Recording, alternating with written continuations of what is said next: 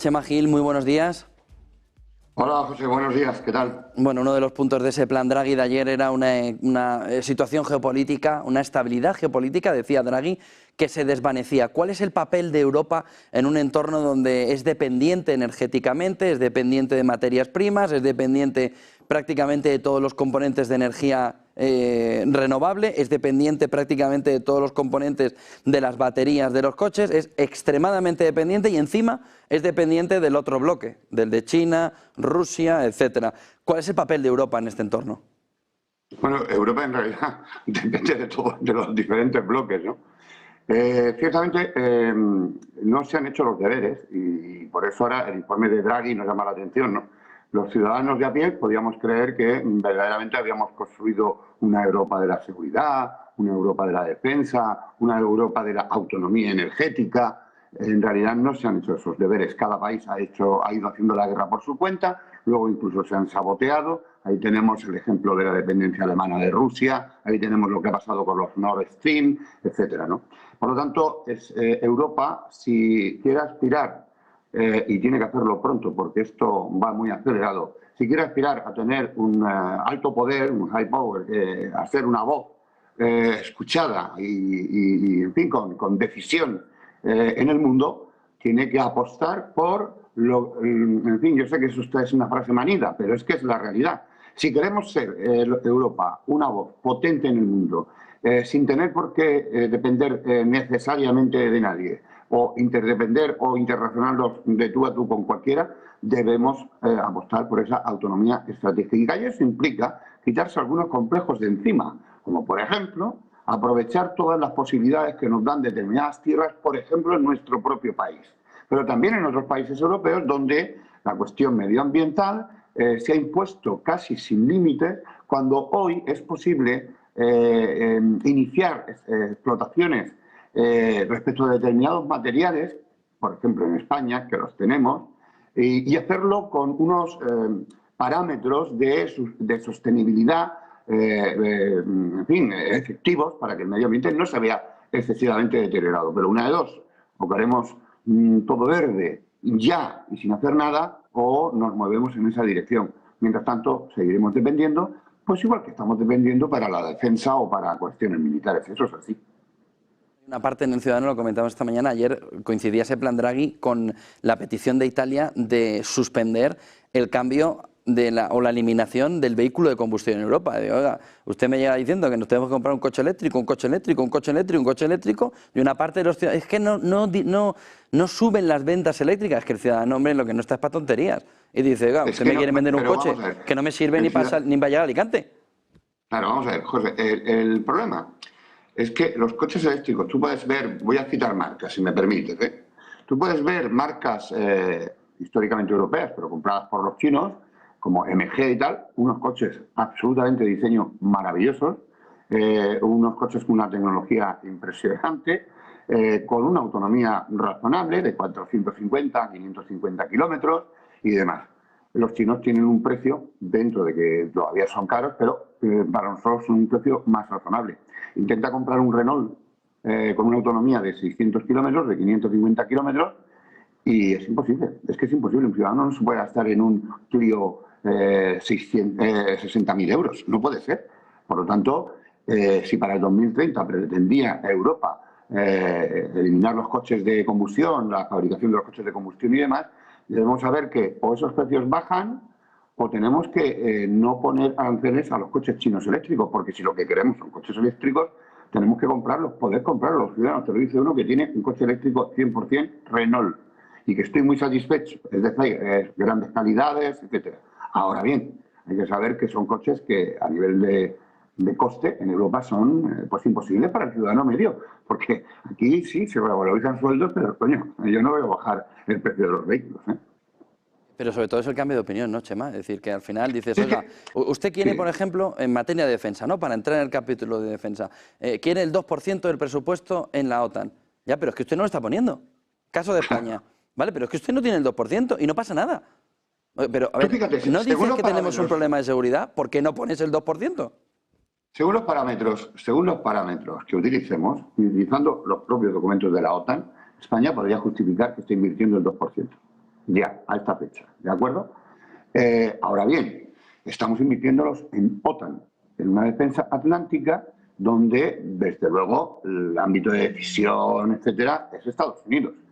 A mí, si me preguntas, desde luego yo prefiero estar bajo un paraguas, eso lo tengo clarísimo, porque fuera de la OTAN, para un país medio como España, puede hacer mucho frío en el ámbito de la defensa. Ahora bien, ¿no nos costaría lo mismo tener verdaderamente, no lo que se dice que existe, sino verdaderamente una interoperabilidad militar europea, un cuerpo de ejército europeo auténtico y real, una capacidad de disuasión?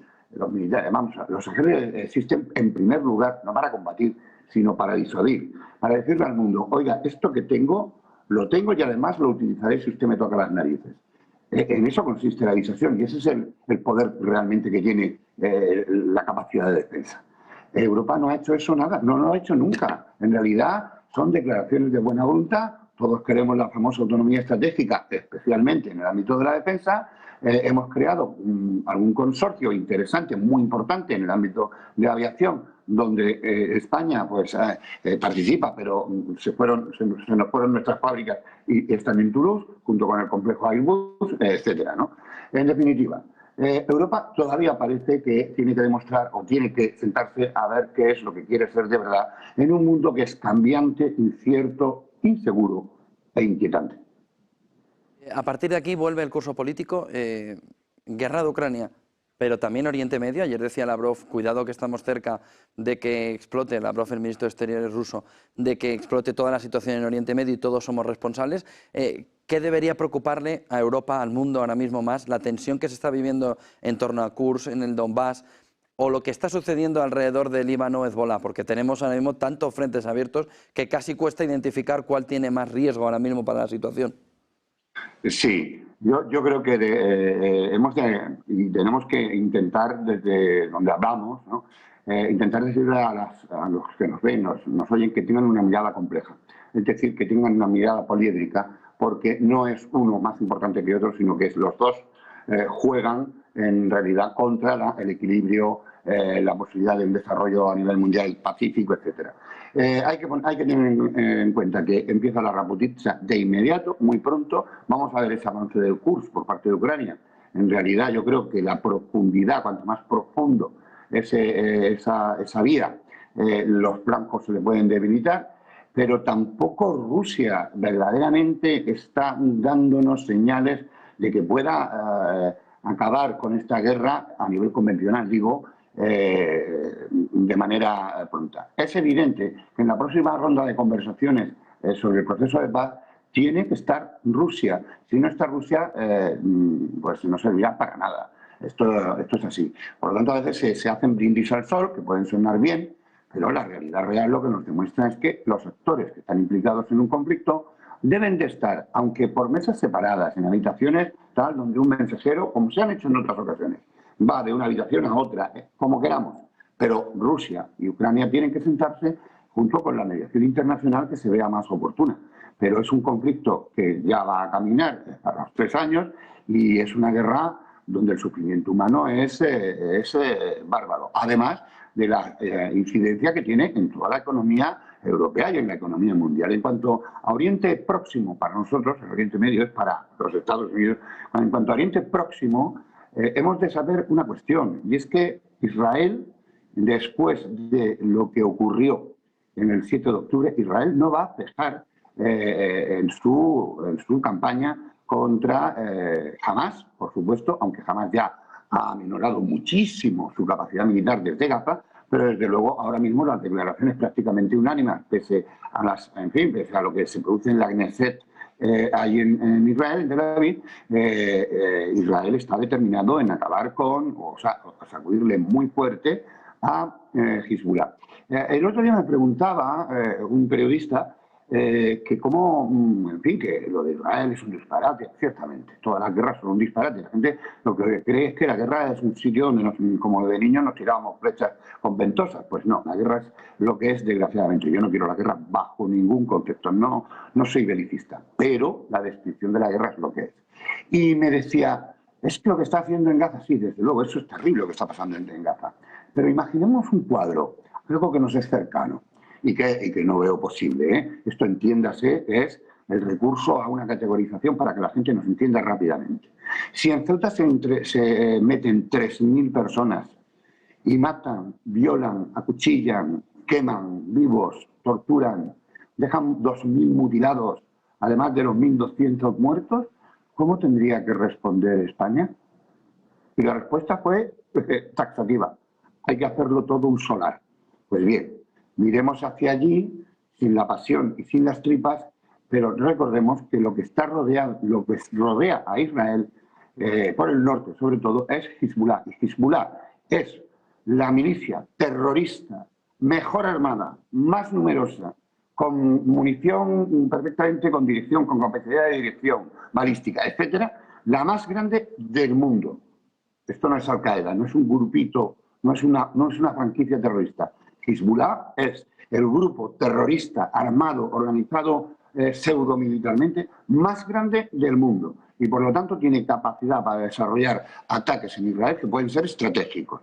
Por lo tanto, Israel va a sacudir fuerte. Yo no veo que no vaya a ocurrir. Ojalá y todo eso se pueda parar. Pero ahora va a empezar el frente del norte y Hezbollah, ten en cuenta que Israel tiene en el norte 400.000 desplazados.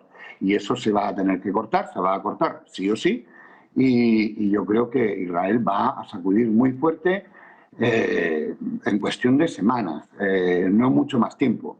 De hecho, está en máxima alerta la base Miguel de Cervantes, junto a Mar Hayum, que dirigen la misión los militares españoles. Ahí tenemos 650 soldados pegados a la Blue Line, a la línea de separación de la zona colchón de interposición, donde además en los últimos, del año 2006, pues sabremos, allí han dejado la vida 15 soldados españoles, ¿de acuerdo? Estamos en un momento de altísima tensión y nuestros despliegues militares allí operan desde una situación de alta señal de alerta.